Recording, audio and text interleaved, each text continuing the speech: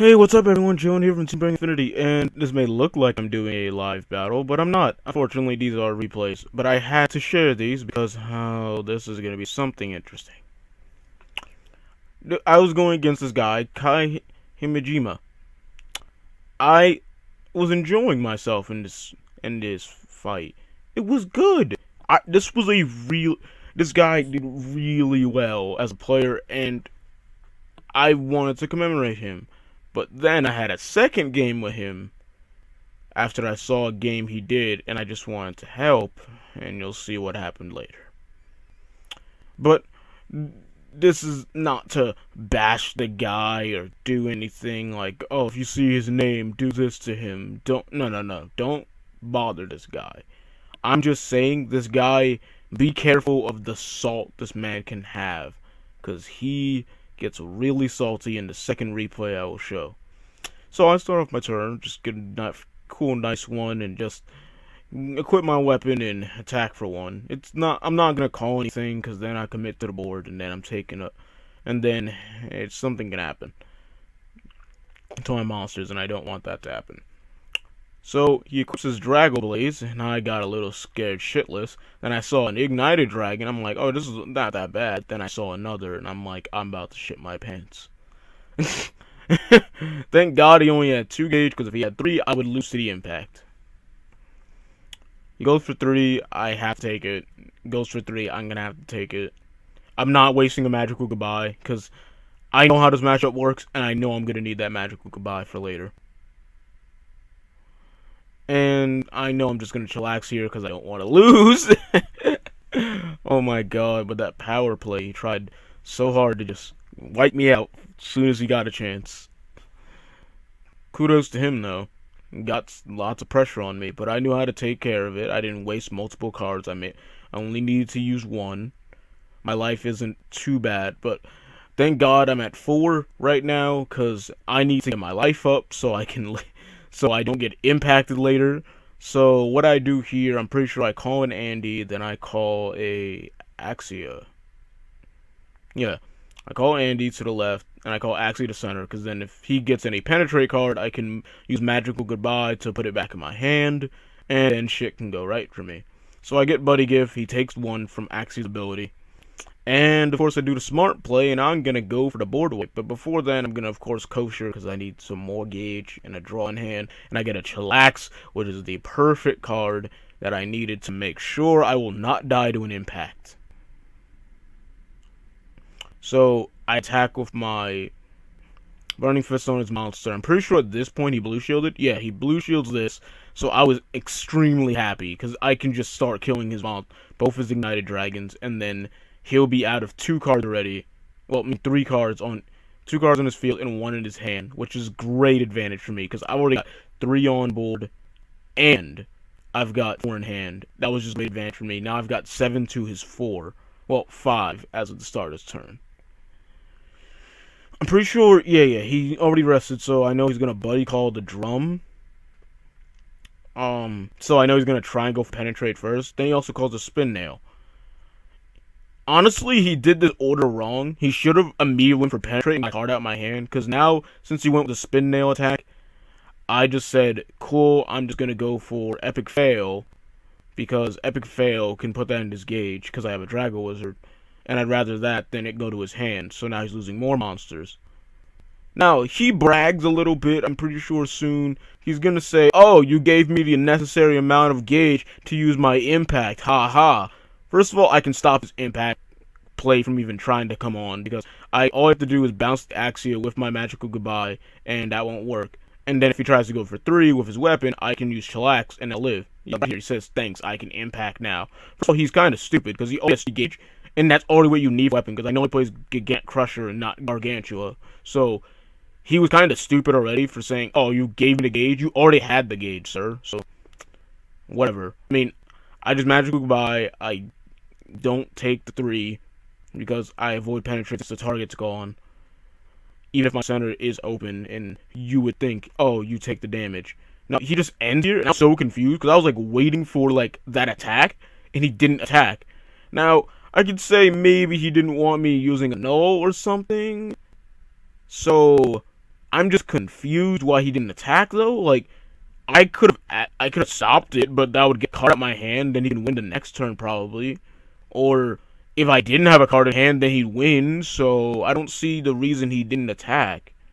I was like so confused, and I even think I bring it to his attention that did you forget? And I'm pretty sure he says he doesn't forget.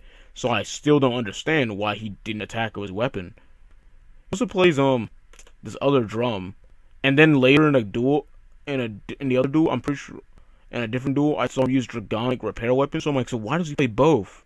Like, why does he play Dragonic Repair Weapon and this? Like, that just seems redundant, because both of them essentially do the same thing. But I would rather not play this, because this is basically this drum exactly without the Soul Guard, though. It still has a gauge cost.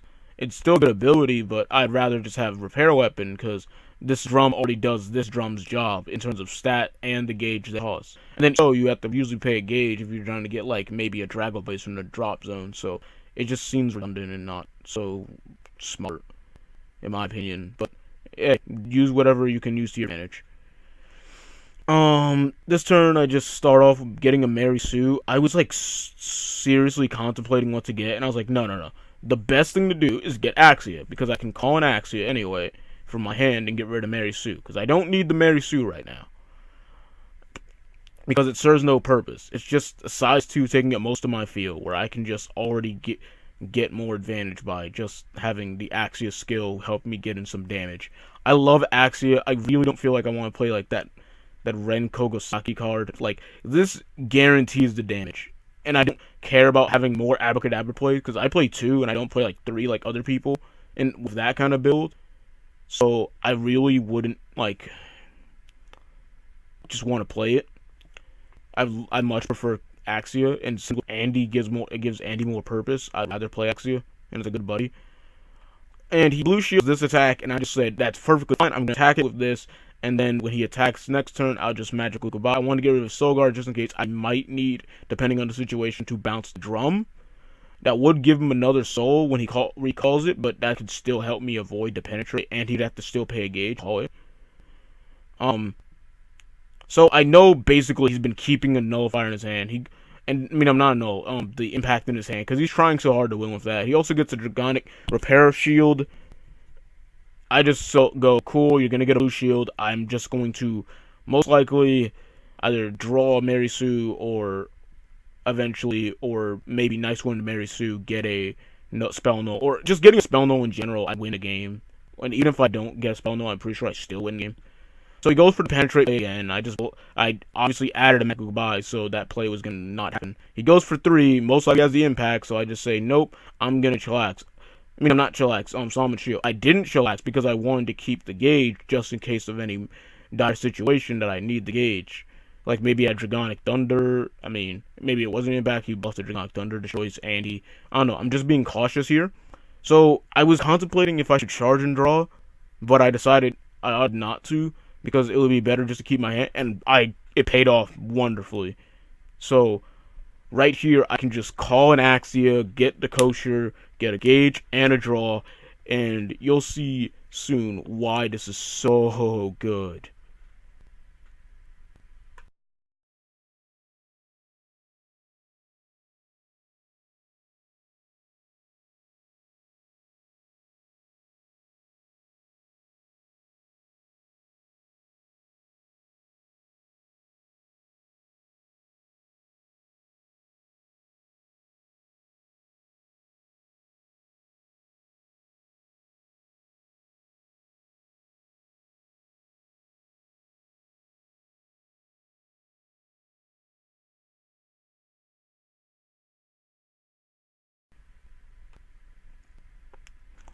So I say skill because this guy was Mr. Kai here, Mr. Hidima, was taking a little while to take the one from Axia's skill.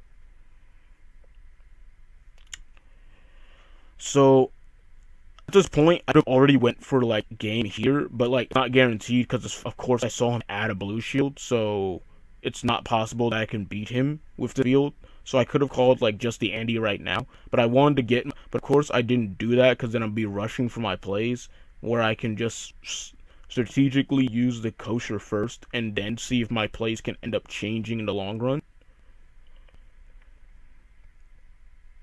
So he finally takes the one from the Axia, and I'm gonna go for a kosher. I gauge, I draw, and I drew another Axia. Now this wasn't really needed. I already had game by having another Andy in my hand, but this secured it just in case anything else in his hand. So I burned him once again with Axia skill. Be at 3, so I can go. Instead of going for 1 with Burning Fist, I wanted to make sure if I can maybe get the blue shit out of his hand, so I kill his I kill the drum bunker. Because when the drum bunker dies, then even if he somehow lived this, like, had another shield, then all I have to do is, like, keep my monsters on board before he can try and go for the impact on me, and then I can just chillax any damage that would happen before the impact, and I'd be completely fine, because he only be at 1 card in hand if he had 2 nulls. So he, of course, blocked that now. I mean, he's going to have to take 2 and take 2, so it's pretty much over. So it was a good game on my opponent's part. But I'm going to have to get on to a very sad thing, opponent, in the next game. Now time to bring you guys the second game, where the guy, Kai, got a little antsy. I don't want to say he's a straight-up jerk. He just got really antsy or salty or whatever you want to call it, as you'll see. Okay, so I'll point out that I saw his last game. Like, he was in a different fight after I literally just beat him in that replay. Like, this was, like, practically, like, just yesterday. And, dang, this is a ×3 speed, though. Am I just slow? I said, okay, so basically I said, if you have 2 penetrate cards and they have a filled center, always link. They can't stop it. He's a quick win. Okay. I was only giving slight advice since he was playing Crimson Fist right, and I just wanted to see him progress better as a player, and then he goes meh, counters. Okay, there's no deck except for Magic and Ancient World that can do anything if you link attack a center monster. Because Magic can magically goodbye the monster from their center, and they avoid penetrate, while Ancient World could also, if it's a size 3 in the center, they can icicle ACs. Now, he gets a little arrogant here, saying, I still won, so your point. I was just saying it guarantees damage, and I was saying it only for future games. Because no other deck can stop that, other than Magic and fuck, I just said it, Ancient World. Those are the only 2 decks that can stop it. Well, Magic can also stop it another way with Chillax. Well, not stop it, but, like, they won't take the damage. Interesting here, I haven't seen this in so long, I didn't even know what it did. Like, so I looked at it for like half a second, I saw it says, oh, come on, Armor Dragon. So, I was confused when he sent it to the drop, so I questioned it. And I didn't look closely, and Paratrooper redirects the attack. Now, I wasn't thinking straight, because I haven't seen this card in like a year. So, I've never seen it being used in like a year, since like set 1. So, I didn't know what it did anymore, I just went like, oh, it changed target. I didn't see that. So, as I end my turn, because I was a little confused, because I didn't see that card in a long-ass while, he decides to reiterate with, man, this replay's at ×3 speed, and it's still going slow.